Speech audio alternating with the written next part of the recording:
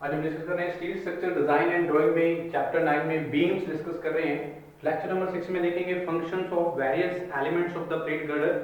Last lecture में हमने discuss किया numerical problems based on the average shear stresses, bending shear stresses and maximum shear stresses कैसे calculate की जाती हैं, और हमारे जो प्लेट गर्डर के बारे में हमने जाना, introduction to the plate girder. तो देखेंगे आगे नेक्स्ट हमारे जो फंक्शंस हैं various elements of the plate girder. तो प्लेट गर्डर की बहुत सारी जो फंक्शंस एलिमेंट्स रहते हैं उनके क्या फंक्शन है इसके बारे में जानेंगे। तो सबसे पहले हम बात करते हैं वेब प्लेट की। वेब प्लेट, ठीक है। तो क्या होता है web plate in the plate girders? तो web plate takes more than 90% of shear developed. तो हमारी जो शियर की डेवलपमेंट होती है उसको काउंटरैक्ट करने के लिए 90% जो हिस्सा रहेगा, रोल रहेगा, वेब प्लेट का रहेगा, ठीक है जी। Web plate takes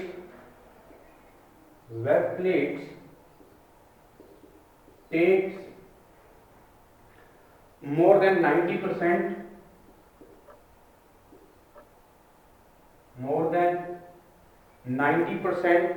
of shear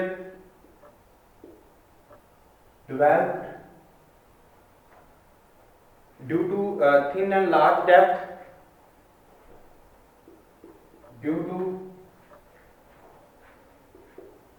thin and large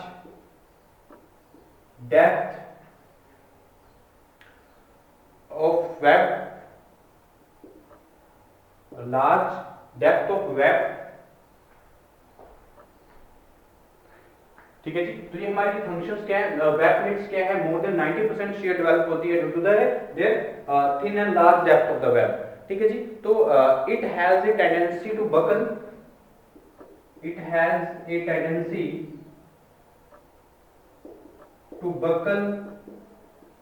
ठीक है जी। इसमें बकल होने की टेंडेंसी रहती है हमारे वेब प्लेट्स में, but it is used to reduce the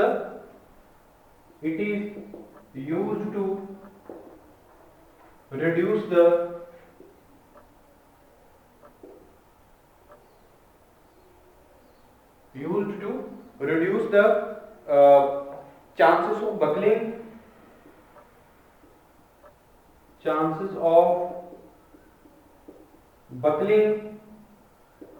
ठीक है जी। तो बकलिंग चांसेस को क्या करती है, रिड्यूस करने में हेल्प करती है।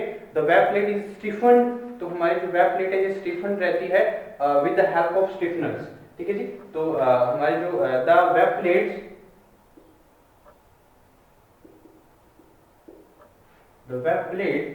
is stiffened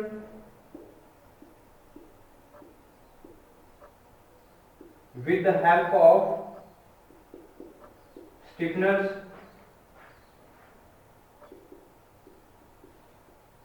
ठीक है जी। तो वेब प्लेट स्टेट है 90% से ज्यादा जो शियर डेवलपमेंट होती है due to the thin and long depth of the web, ठीक है जी। तो शियर ये हमारी जो वेब प्लेट्स हैं इसमें बकल होने की टेंडेंसी रहती है, बट ये हम यूज करते हैं to reduce the chances of the buckling, ठीक है। तो बकलिंग चांसेस को रिड्यूस करने के लिए इन द मेंबर्स हम क्या करेंगे, वेब प्लेट्स का यूज करते हैं इन द प्लेट गर्डर। तो वेब प्लेट जो स्टिफन्ड होती है with the help of the stiffener हम क्या करते हैं, इसको स्टिफ करते हैं। तो सेकेंडली मैं बात करूं, सेकेंडली हमारे जो मेन इंपॉर्टेंट एलिमेंट्स रहते हैं प्लेट गर्डर्स के, flange angles,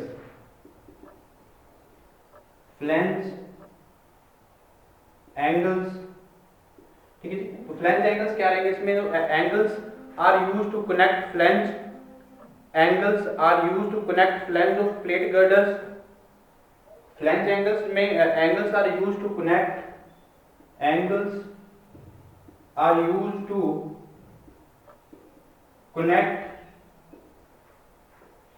flange of the plate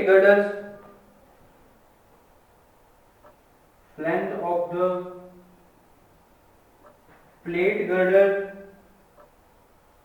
ठीक है जी। तो हमारी एंगल्स यूज किए जाते हैं, जो फ्लैंज एंगल्स हैं, तो flange angles are used to connect flange of the plate girders. Plate girders की फ्लैंज को कनेक्ट करने के लिए हम यूज करते हैं फ्लैंज एंगल्स का जो हमारे अगर मैं बात करूं फ्लेंज एंगल्स की तो विद द वेब प्लेट हम क्या प्लेट गर्डर्स की वेब प्लेट के साथ क्या कनेक्ट करते हैं फ्लेंज एंगल्स की हेल्प से हम वेब प्लेट को कनेक्ट करते हैं विद द प्लेट गर्डर, ठीक है जी, विद वेब प्लेट, ठीक है जी। और अगर मैं बात करूं these angles extend from these angles extend from one end to the other end, one end to the other end of the plate girders, of the plate girder, ठीक है जी। तो हमारे जो एंगल्स हैं यूज किए जाते हैं to connect the flange of the plate girder with web plate. Web plate के साथ हमारी जो प्लेट गर्डर की फ्लैंज है वो कनेक्ट की जाती है with the help of angles. तो ये एंगल्स एक्सटेंड करते हैं वन एंड से दूसरे एंड तक प्लेट गर्डर्स में हम इसको फिक्स करते हैं। तो हमारे जो फ्लैंज एंगल्स हैं it is mainly used for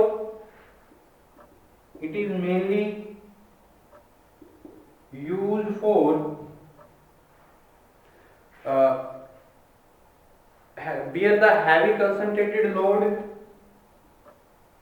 bear the heavy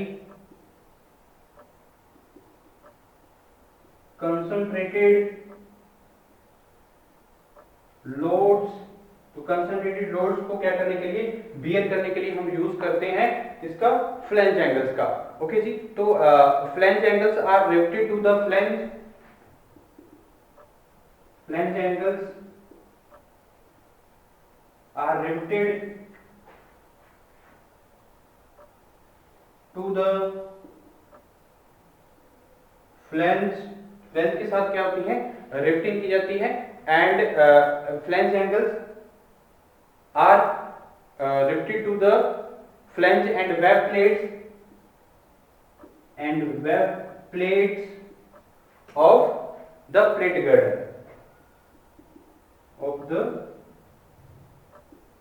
plate girder ठीक है जी। तो हमारे फ्लैंज एंगल्स क्या है, तो एंगल्स आर जब हम कनेक्ट करते हैं एंगल्स को flange of the plate girder with A web plate, तो वेब प्लेट के साथ हमारी जो प्लेट गर्डर की फ्लैंज है उसको कनेक्ट किया जाता है और ये हमारे जो फ्लैंज एंगल है वो एक्सटेंड रहते हैं एक प्लेट गर्डर के एंड से दूसरे एंड तक। और जो मेनली हम यूज करते हैं हैवी लोड, जो हैवी कंसंट्रेटेड लोड को बियर करने के लिए फ्लैंज एंगल्स का यूज किया जाता है, ठीक है जी। तो ये इंपॉर्टेंट एलिमेंट्स हैं ऑफ द प्लेट गर्डर। तो नेक्स्ट मैं बात करता हूँ फ्लैंज कवर प्लेट्स की। तो फ्लैंज कवर प्लेट्स क्या रहती हैं इसके बारे में जानते हैं। तो मेन इंपॉर्टेंट एलिमेंट्स हैं related to the plate girders. तो लास्ट लेक्चर में डिस्कस कर चुके हैं प्लेट गर्डर क्या होती है और क्यों यूज करते हैं प्लेट गर्डर्स का, और एक हमने ड्रॉ किया हुआ है प्लेट गर्डर्स किस तरह की सेक्शन क्या रहता है, ठीक है जी। ऑलरेडी हम लास्ट लेक्चर्स में भी हम देख चुके हैं। तो नेक्स्ट में मैं बात करूं third main important elements of the plate girder, flange cover plates,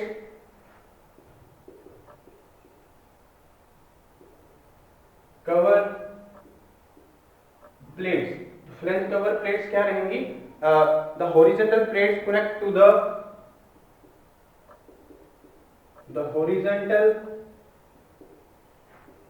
plates connect to the outstanding legs of the flange angle, outstanding legs of the flange angle,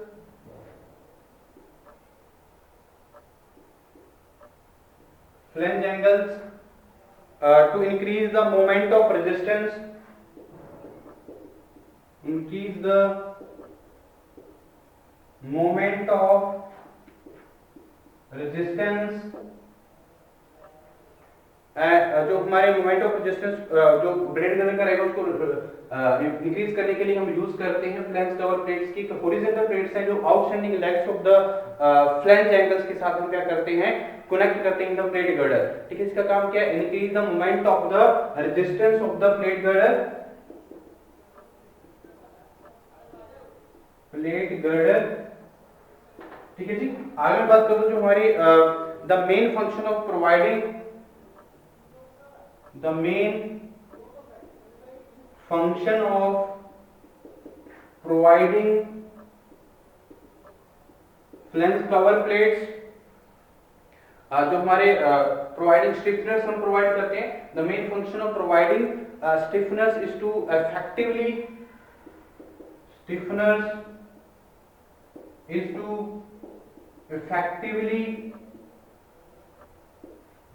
effectively distribute the load,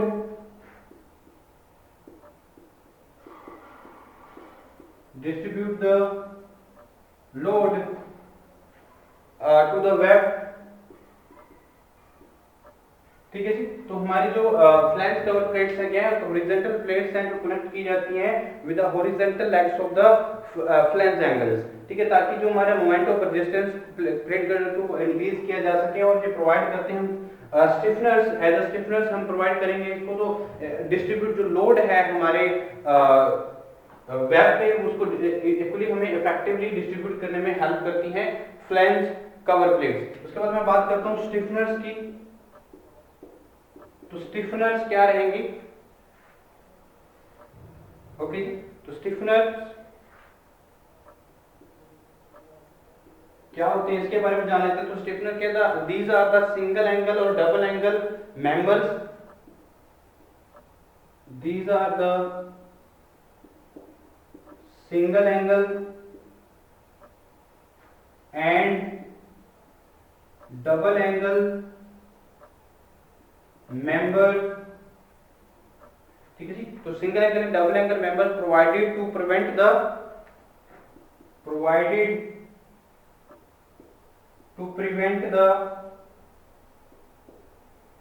buckling of web plate, buckling to the web plate। ठीक है जी। तो हमारे जो stiffness क्या है, single angle और double angle members हैं जो प्रोवाइड किए जाते हैं जो हमारी बकलिंग प्लेट, वेब प्लेट्स में जो बकलिंग आती है उसको रिड्यूस करने के लिए हम स्टिफनेस का यूज करते हैं। ठीक है, the main function of providing stiffness, जो हमारे अगर मैं बात करूं स्टिफनेस की, तो स्टिफनेस जो हम मेन इंपॉर्टेंट स्टिफनेस प्रोवाइड करते हैं, क्योंकि हमारे जो लोड है उसको इक्वली क्या किया जा सके, डिस्ट्रीब्यूट किया जा सके। तो हमारे जो दीज आर सिंगल एंगल और स्टिफनेस क्या है, the main function of providing, the main functions of providing stiffness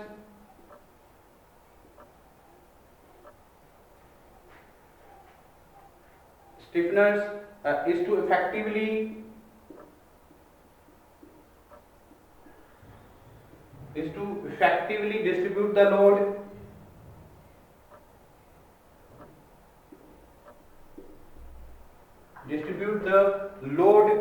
to the web। ठीक है जी। तो ये हमारे क्या है, स्टिफनर्स हैं। तो हमारे ये मेन इंपॉर्टेंट एलिमेंट्स रहते हैं प्लेट गर्डर में। तो फ्लैंज कवर प्लेट्स, स्टिफनर्स, ठीक है जी, ये हमारे इंपॉर्टेंट एलिमेंट्स रहेंगे प्लेट गर्डर। तो नेक्स्ट मैं बात करूं वेब बकलिंग्स की। तो वेब बकलिंग्स क्या रहेंगी और मेन इंपॉर्टेंट टर्म्स रहेंगी, वेब बकलिंग, वेब क्रिपलिंग। ठीक है जी, इसके बारे में जानते हैं। तो नेक्स्ट हमारा क्या रहेगा, वेब बकलिंग। ठीक है जी, देखते हैं वेब क्रिपलिंग और बकलिंग क्या रहता है। सबसे पहले हम देखेंगे नेक्स्ट, अगर मैं बात करूं वेब क्रिपलिंग की, तो ये हमारे फंक्शंस थे। हम प्लेट गर्डर के हम देखें तो फंक्शन क्या है, वेब फ्लैंज क्या होता है, स्टिफनेस क्या है, फ्लैंज कवर प्लेट्स हमने डिस्कस किया। तो ये मेन इंपॉर्टेंट फंक्शंस रहेंगे, एलिमेंट्स रहेंगे of the plate girder. Next मैं बात कर रहा हूँ वेब क्रिपलिंग टर्म्स क्या रहेंगी और हमारे जो वेब बकलिंग्स क्या रहेंगी। Web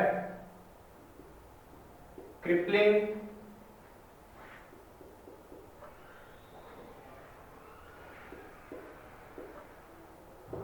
web crippling, the failure of the web is direct compression member under concentrated load. तो जो फेलियर होता है हमारे वेब पे वो डायरेक्ट कंप्रेशन लोड की वजह से, कंसंट्रेटेड लोड की वजह से होता है, जो कंप्रेशन की वजह से। ठीक है, तो वेब क्रिपलिंग है, इसको क्या किया जाता है, the failure of the web,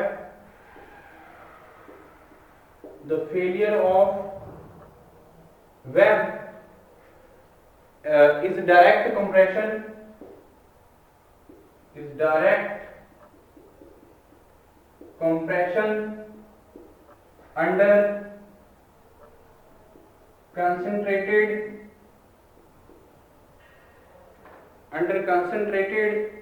load is termed as web crippling. Load is termed as web crippling। ठीक है जी, तो failure of web direct compression की वजह से होता है अंडर द कंसंट्रेटेड लोड, इस टर्म को हम क्या बोलते हैं, web crippling. The web of the rolled steel beam, the web of the rolled steel beams is usually thin and act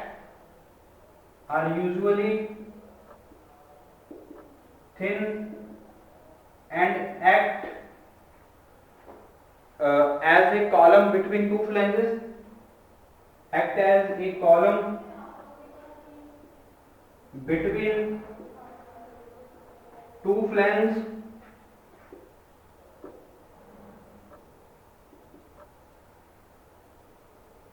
तो दो फ्लैंज के बीच में हमारी जो रोल्ड स्टील बीम्स हैं एक थिन होती है और एक्ट करती हैं कॉलम की तरह बिटवीन टू फ्लैंज। ठीक है जी, तो क्या होगा, the web is comparatively weak, the web is comparatively weak then placed under direct compression, when placed under direct compression,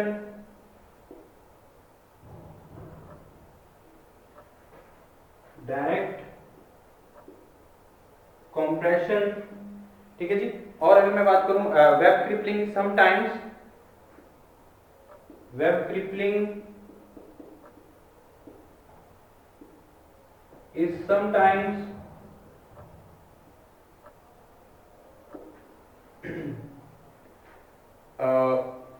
also referred as web crushing, sometimes also called is web crushing। ठीक है, तो क्या है कि हमारे जो web cripplings हैं, the failure of the web is direct compression under concentrated load is termed as the web crippling.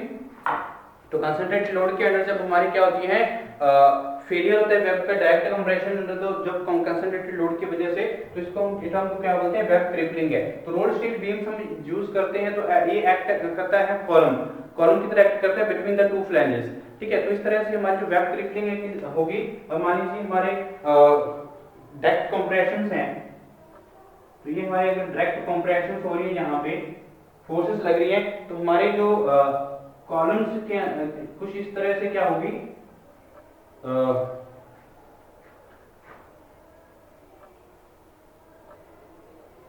Crippling हो सकती है। ठीक है, तो इस तरह से क्रिपलिंग हो सकती है। तो हमारी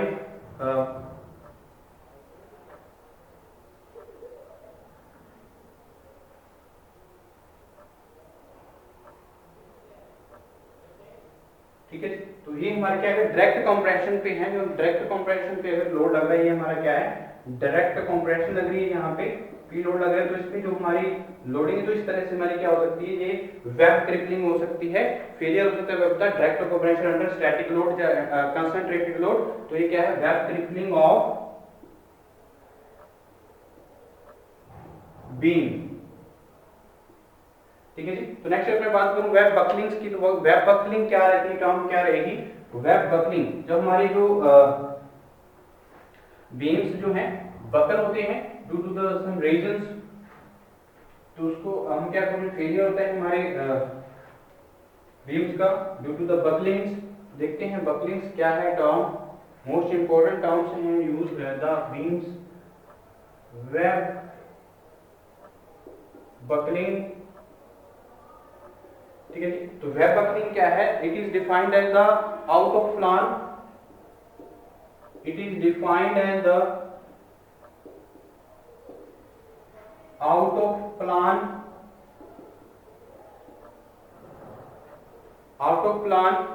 distortion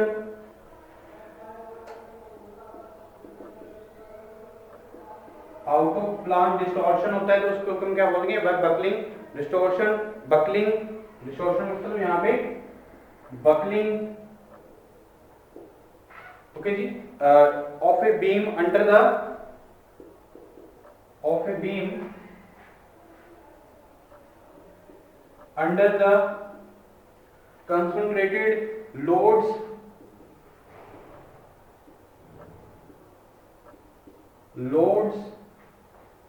if the load carrying capacity of the web, if the load carrying capacity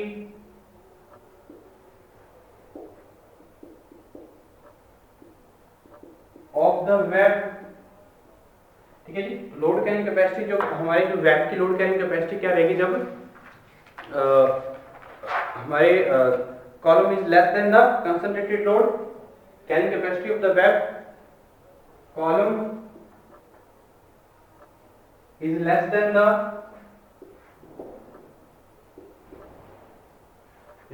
the concentrated load,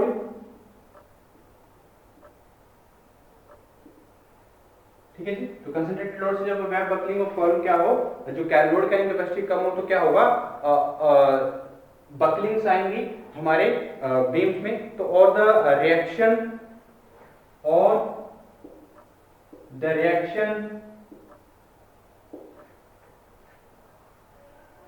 then web buckling takes place,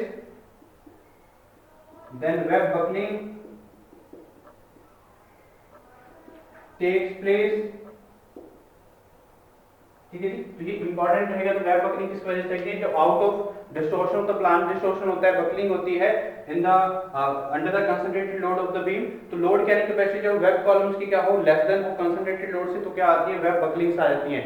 किस तरह से होती है जो वेब बकलिंग, तो देखिए तो ये हमारा क्या है, अगर कंसंट्रेटेड लोड दो प्लेन्स के बीच में अगर लोड लग रहा है, तो देखिए कुछ हमारा कंसंट्रेटेड लोड की वजह से तो डिस्टॉर्शन होता है, plan out of plan distortions होती हैं, इस तरह की बकलिंग्स को हम क्या बोलते हैं, वेब बकलिंग्स, ठीक है। तो इस तरह की बकलिंग होगी, तो इस तरह की बकलिंग्स को हम क्या बोलेंगे, web buckling of the beams,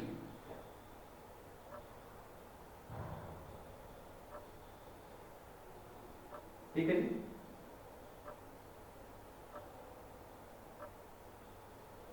web बकलिंग्स of the beams, जब हम कंसंट्रेटेड लोड की बात कर रहे हैं यहां पे,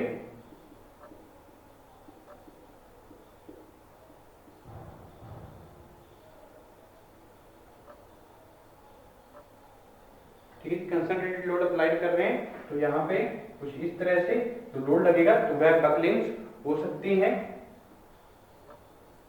ठीक है जी। ये हमारा क्या है, प्लेन्स वेब है हमारे प्लेट गियर्स की, तो वेब प्लेट गियर्स में क्या, due to the direct compression concentrated load under the concentrated load क्या होगा, आउट ऑफ डिस्टॉर्शन होती है जब वेब्स की, तो इस तरह की को हम क्या नाम देते हैं, वेब बकलिंग्स। तो क्या है ये, वेब बकलिंग ऑफ बीम, ठीक है। तो ये हमारे क्या है, वेब बकलिंग्स है, ठीक है। तो ये हमारा यहाँ चैप्टर क्या होता है कंप्लीट, तो नेक्स्ट चैप्टर में हम डिस्कस करेंगे नेक्स्ट टॉपिक्स को।